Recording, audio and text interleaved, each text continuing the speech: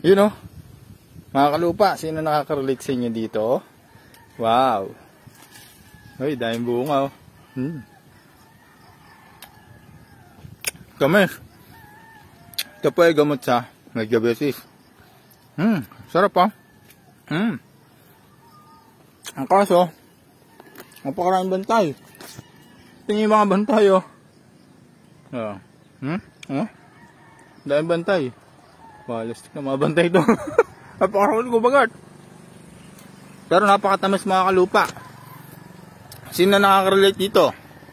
Ito ay inaalog-alog pa sa plato. Tapos yung loob ng plato lalagyan ng asin. Wow! Kaya naman ginagawa yun kasi minsan merong ganito. Sobrang pakla. Yan.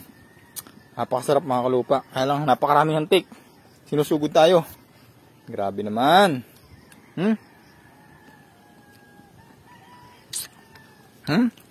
Sarap, grabe.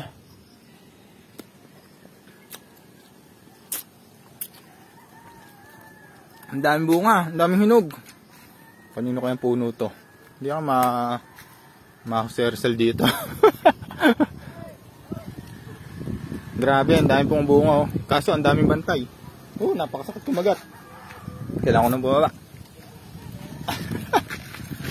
Kailangan ko bumaba. Napakaraming hantik. May isa pong pangontra sa mga hantik. Pagka yung puno po ay gantong napakaraming hantik, maraming bantay, may isa pong pangontra dyan. Yan, napababa na po ako. Ang dukot. Ayan. Ang isang pangontra po dyan, para hindi kayo kagatin ng hantik, ay abo. Yan po. Magpapaligo kayo sa katawan ng abo. Ayun o, ang dahil pong hinog. Sarap, pantamis. Kaya lang, ang daming bantay. Susunod, dala tayong plastic. Nagkakalaglag lang po kasi ito eh. Hindi ko alam kung kanino ito. Pahingi na lang po ah. Dati napakarami po na ito sa amin. Ang daming puno ng duwat sa amin. Kaso naubos na. Diba ginawang tabla, ginawang pambahay. Ang dami. Ang dami rin bantay. Aray, nahantik. Yan. Napakaraming bantay. Napakatamis po kasi. Yan o. Grabe. Sakit mo hanggat. Yan. Pagka mahantik po yung puno, isa ibig sabihin nun, matamis ang buka niya. Ayan. Dami o. Sarap na rin. Mas masarap kung maraming nakuha kasi napakaraming bantay. Hanggang ngayon may kumakagat pa oh. Basta yun lang po, pagka mahantik po yung puno, magpula-pulang po kayo ng abo sa katawan. Ayan, takot po ang hantik sa abo.